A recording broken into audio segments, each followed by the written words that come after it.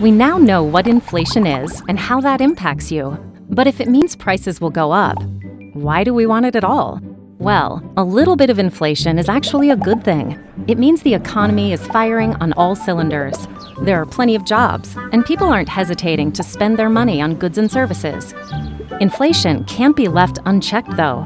Without someone watching over it, prices could rise dramatically, possibly leading to rapid and out-of-control price increases called hyperinflation. When this happens, the economy can suffer because people wouldn't be able to keep up with skyrocketing prices.